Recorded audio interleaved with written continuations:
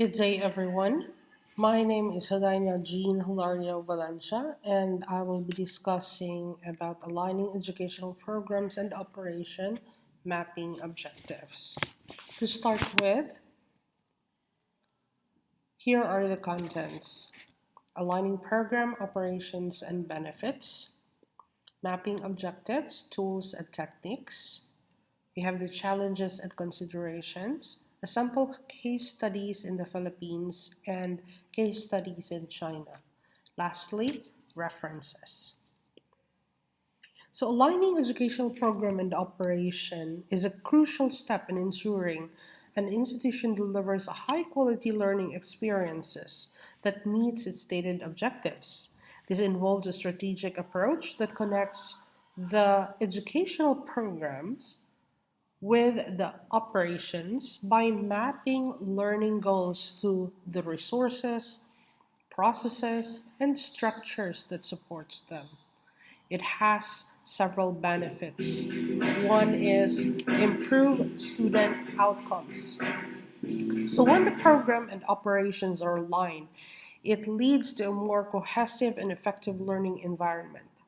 Students receive a clear and consistent educational experiences, fostering better understanding and achieving desired learning outcome. Also, it increases efficiency.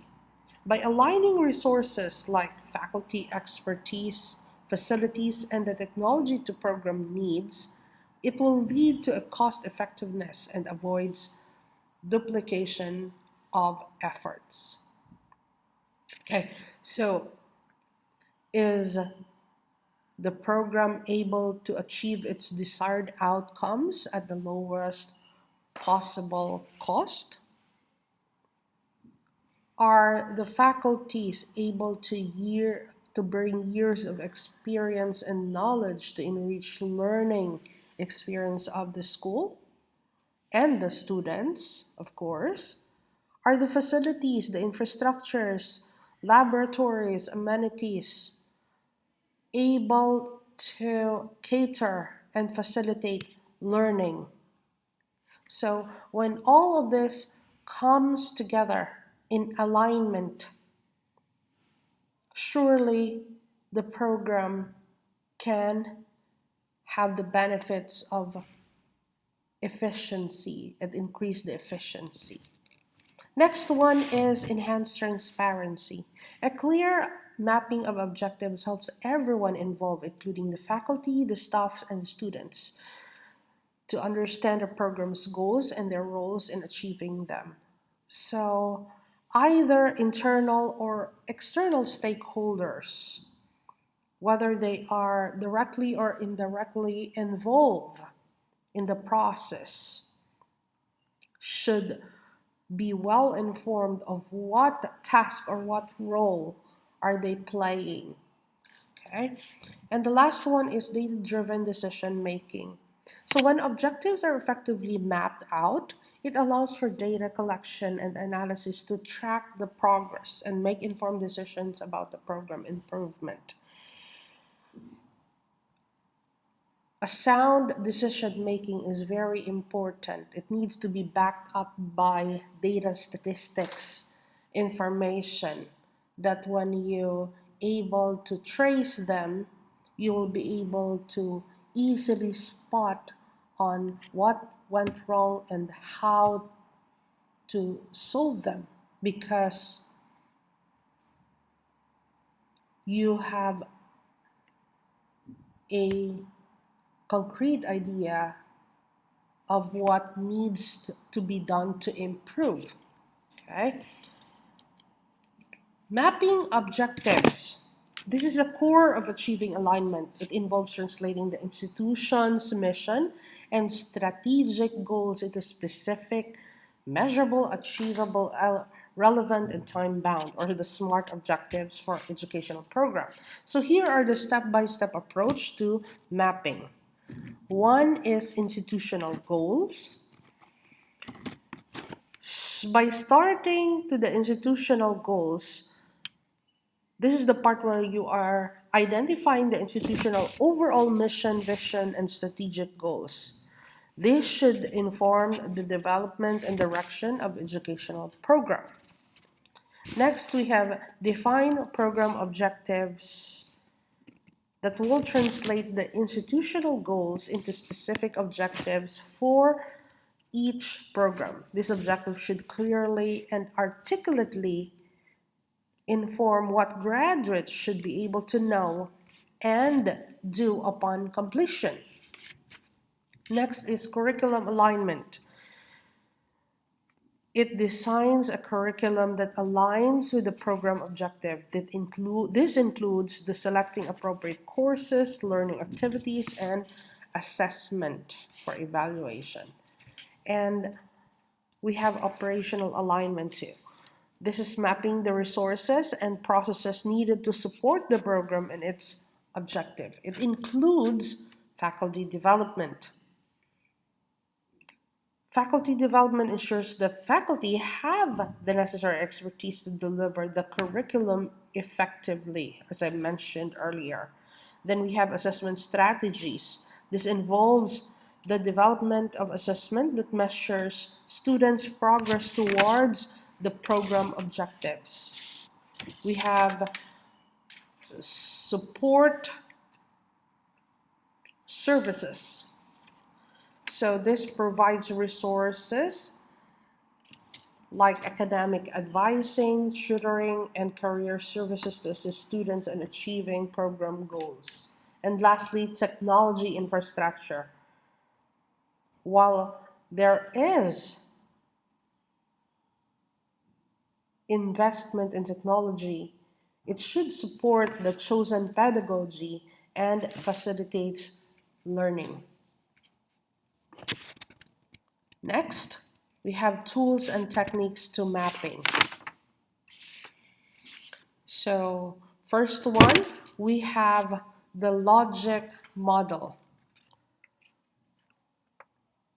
So this visual tools diagram the relationship between programs, activities, output, outcomes, and overall impact to the students. Here is the image of how it looks like or what it looks like. I will discuss one by one in the next following slides. Next is we have curriculum mapping matrix. This tool helps ensure all the program components, courses, learning objectives, assessments are aligned. Okay, this is how it looks like. And the next one is data analysis. So, data analysis regularly assesses programs' data. Example, the student performance, course evaluation to identify areas needing improvement and refined alignment. Okay, let's go first to the logic model. Here you can see the inputs, activities, the output, the short-term outcomes, intermediate outcomes. Also, it can state also the long-term outcomes and the impact. What I like about it is clearly identifying from the beginning to the end result, which is the impact. It also includes the assumptions and external factors affecting this program model. Okay. Next, we have curriculum mapping matrix. So here you can see all the components of the programs. What are the contents, the skills desired to achieve, how students should be or will be evaluated, technology involved, and the standards. So I think this is the benchmark. In a curriculum map, it is general and also we can see specifics of it. Next, we have data analysis. As I mentioned before, this tool helps ensure the program components like course learning, the course learning, the performance, of the student or the evaluation of teachers, and also maybe the course. So here you can see that teachers being evaluated in high school. Way back when I was in high school, it is not really done. But even when I was in the university, I think it happens only one. But when here in perpetual, it is regularly done as a practice in which the administration are informed what does the students need, what are the students' difficulties, and some suggestion also, not only with a teacher, but also with the subject itself or the course itself. Here's an example of the national performance of high school students in NAT or the NAT. You can see there are 3 school year that is being compared. There is a significant decrease in the second year, in which, basing on the overall, there is a decrease of almost 2%. But on the third year compared, there's a jump from 44 to 48. Bear in mind that this is not the following year. Okay, so from 2006, there is a gap in between 2007, 8, 2009, 2010, 2011. So there's almost 5 years gap, which it jumped. Okay.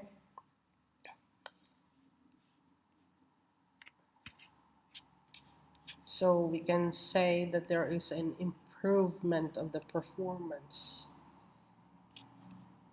Okay. So this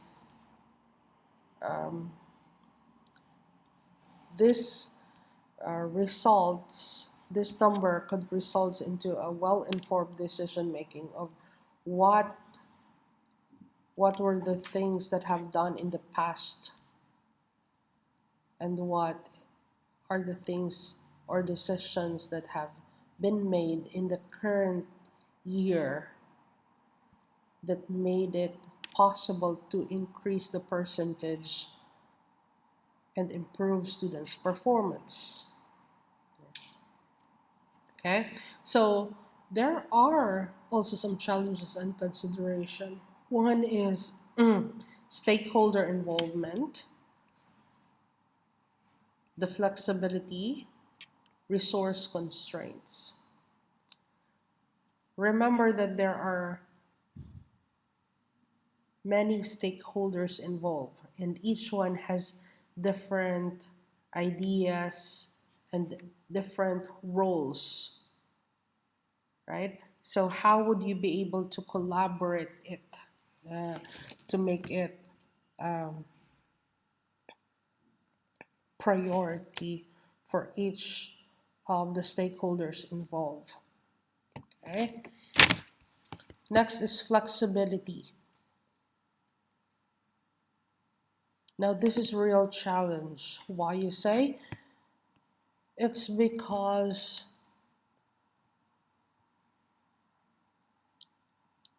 not only technology are evolving through times, right?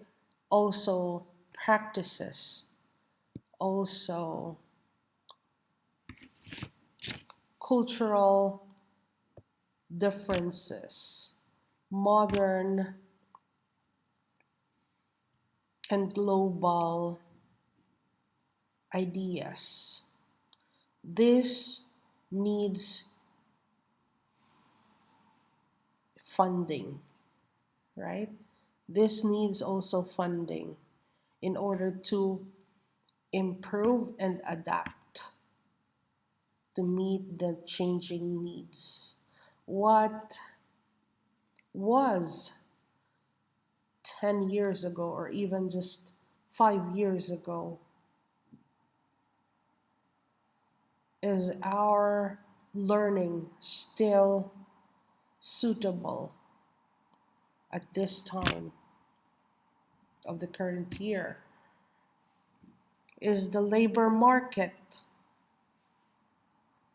able to adopt the workforce need, and are our graduates trained since they started the curriculum 5 years ago or 4 years back? When the time they are graduating, is it still suitable to fill in the gap of the workforce need or demand, which connects to the resources constraints, the balanced program needs with resource availability. Okay, so again, with the changing needs, are our resources able to accommodate them, to facilitate the learning? So those are the challenges and some considerations. In conclusion, by aligning educational programs and operation through objective mapping, institutions can ensure that the program are effective and deliver on their promise. This focused approach leads to a student-centered learning environment with clear goals and pathway for success that we are all hoping for, right? Here is the sample case studies in the Philippines public school system. So we have the context. The Philippines public school system facing challenges such as low student performance and limited resources embark on a comprehensive initiative to align educational programs and operation to improve students' outcomes. So I have already summarized this, and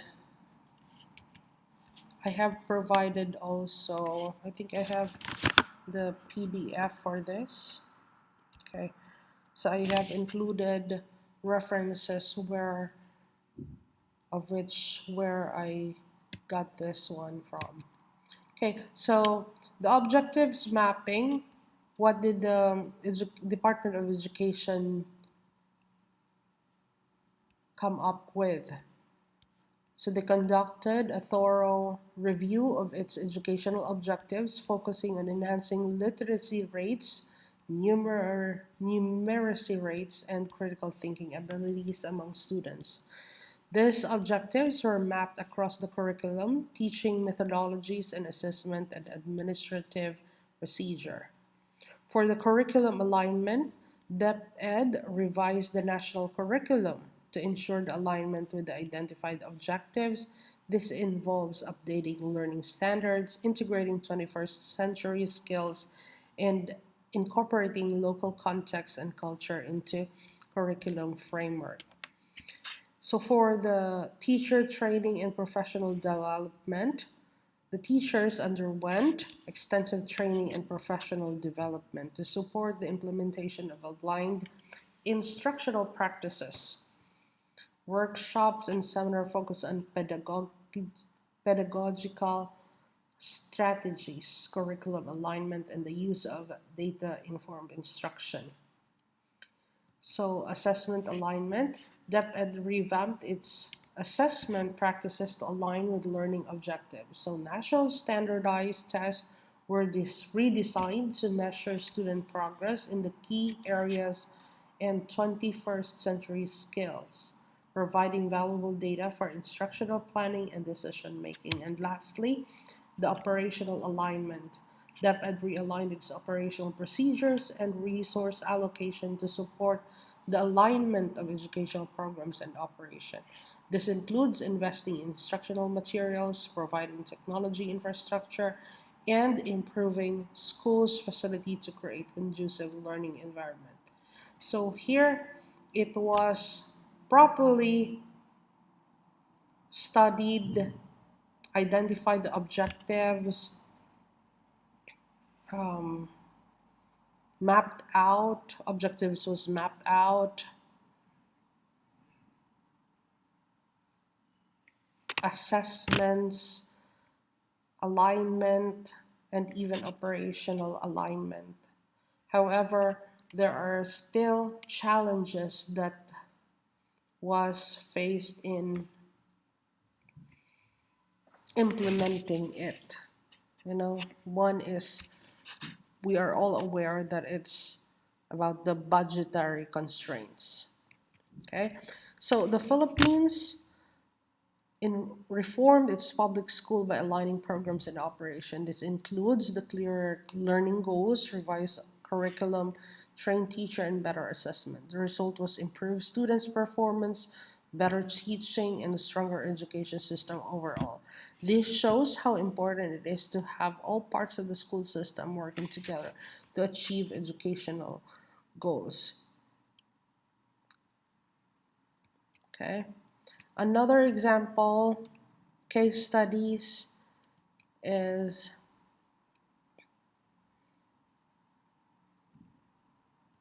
this is from the Philippines and this is from China. So I also did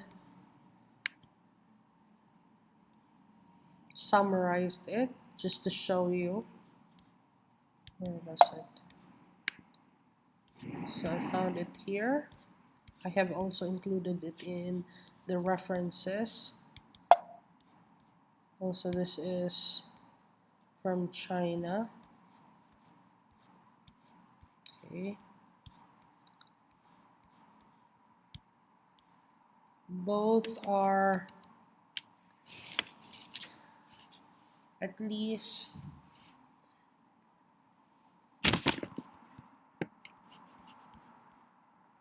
not too old. One is 2018 and the other one is 2020. Okay, so let's go back.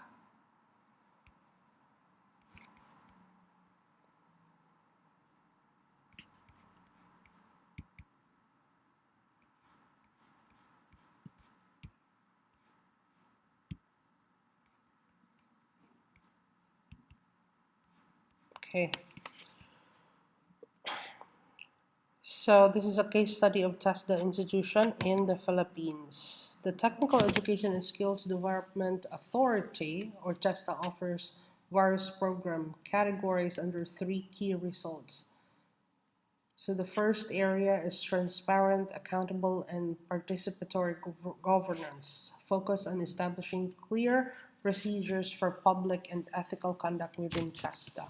The second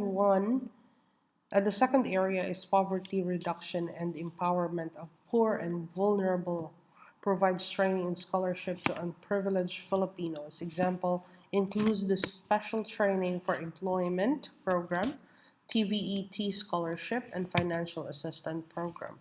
The third area is rapid, inclusive, and sustained economic growth, which expands access to technical education through various modes of delivery, ensuring qualification meet industry standards. Okay. The Philippine Educational Qualification Framework, or the PQF, and the TESDA online program are the key initiatives. Okay.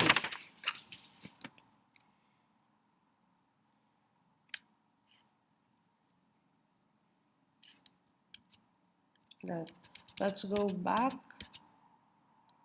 think I've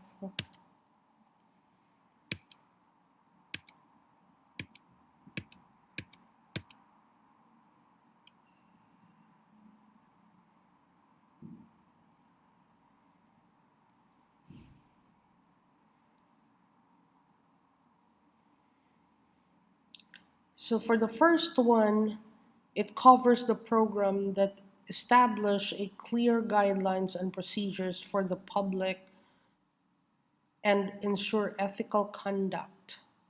It also includes effort to improve testis quality management system and responsiveness to public feedback.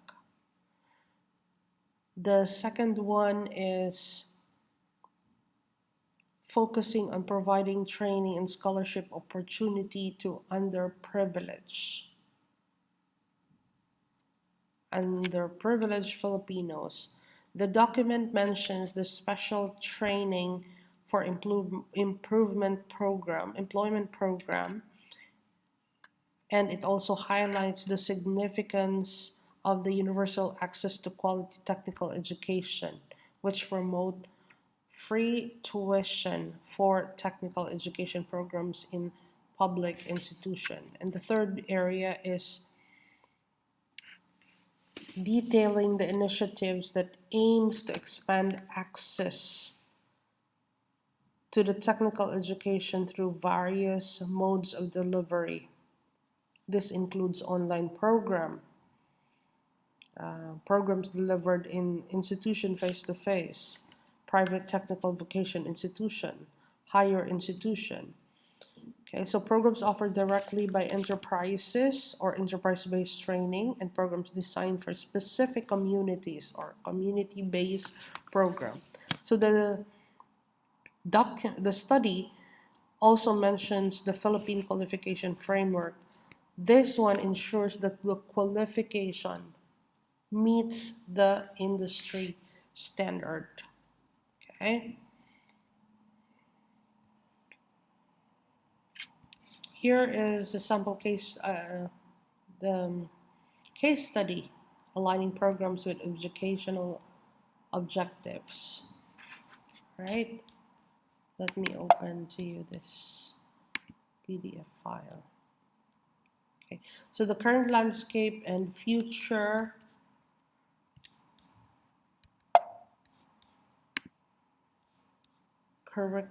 what was that? Future of the curriculum in China. The current landscape and future curriculum in China. All right, so China's educational system has undergone 9 curriculum reforms since 1949. To give you an overview, let me just briefly show you. So, 8 major reforms that has occurred. Okay, so we have the first one, the second one. The first one replaced old system with a new nationwide curriculum, and then modeled curriculum after the Soviet Union. Emphasize education serving socialist goals and combining educational with labor. Rectified curriculum, and after the Cultural Revolution, introduced curriculum planning and compulsory education. Focus on quality education with 3-dimensional goals and cultivates core competencies for lifelong development. So here is the overall trend. Curriculum reforms have become more focused on individual development and quality education while still reflecting to the national goal. You can see here that the educational system is also aligning to the national goals of the country. The historical perspective highlights the ongoing connection between China's social development and its efforts to improve how students are educated. So there is a clear mapping, yeah, since the beginning, and every time they revised their curriculum or the education system. But the education should be reflecting national goals. Okay, let me go back. So the key, this is the ninth already. Okay, the key changes in the ninth curriculum reforms includes clearer guidelines for teachers and students through Curriculum Standards 2002. Integration of information technology in teaching and evaluation. There is this one is very evident here, as I am currently working here in China, and I have been here for almost more than a decade. Okay. Next is more power to local governments and schools to develop their own curriculum plans. And next is we have prioritizing teachers' professional development, autonomy, and participation in the reform process. Okay, let me just save this. Okay.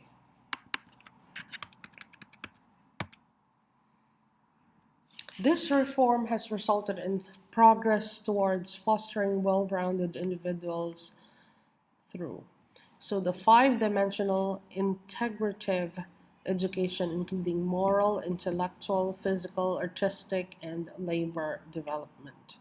Next is double reduction policy. This is to reduce homework and tutoring burdens. Later on, I will discuss to you why it's one of the reforms, and it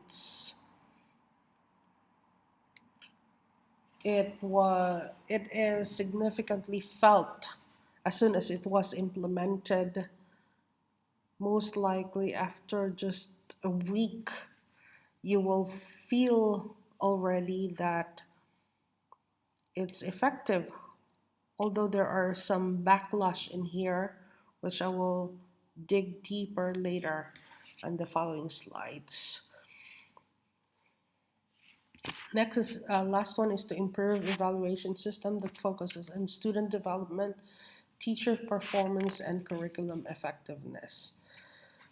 However, challenges remain in implementation and promotion models. Areas for improvements includes increased support for teachers through training and guidance, leveraging digital technology to create a smart learning environment, balancing top-down government direction with local and school-based initiatives, and prioritizing teachers' professional development, autonomy, and participation in the reform program.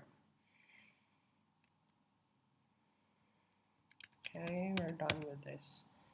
So again, let me go back. China's double reduction policy was launched in July 2021. This aims to reduce the intense academic pressure on primary and secondary school students. It has two main parts: reducing homework burden.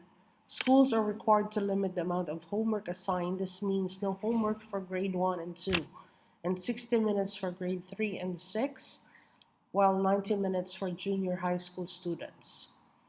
Then, cracking down on after-school tutoring. For-profit after-school tutoring in core academic subjects is banned. Non-profit tutoring is allowed but heavily regulated. This aims to lessen the financial burdens on family and give students more free time. So what's my take on this policy? Remember that the educational program or the curriculum or the educational system in general of China is always and was aligned to its national policy or national goal. During this time, there is a significant, for the past, I would say, for the past 10 years, there is a struggle to increase the population, the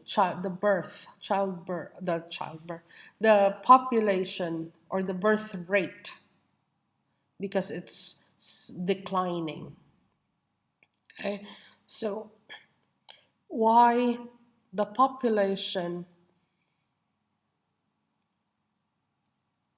is currently declining?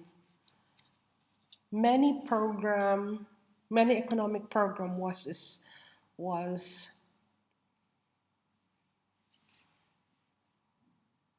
many programs were designed to encourage or to give benefits to increase the childbearing or the birth rate. However, household parents, families opt not to have additional child in the family. This is still the effect of one child policy. Why, you ask? Because one is inflation. Life has been different 5 years ago, 10 years ago, especially 20 years ago, where everything is just uh, cheap and you can afford anything, almost anything. But now, especially housing, education becomes very expensive, which is becoming a heavy tool in the parents. So they opt not to add additional children in the family. Another is the life of a student here is really, really tough. Um, School system normally starts from 7:30 in the morning. Students should be in the school by 7:30 and needs to go home um, until 10 o'clock in the evening. So that's very long hours. And in order for the after 10 o'clock or even like 8 o'clock in the evening, some students go out of their school to find a tutoring or private institution that they are paying. We call in Korea and in Japan, they call it um, cram school. We also have this one here. And the students sometimes just sleep and eat there and wait for another day while they're still studying late at night. So the competition, the because of the competition, everyone wants to be afloat, or else you will be drowned. Family's life, students' life is tough here. So, in order to unburden, the policy was established. Okay, so cracking down on the after school tutoring. What are the effects here? So, for this is not a small business, this is a billion business here, right?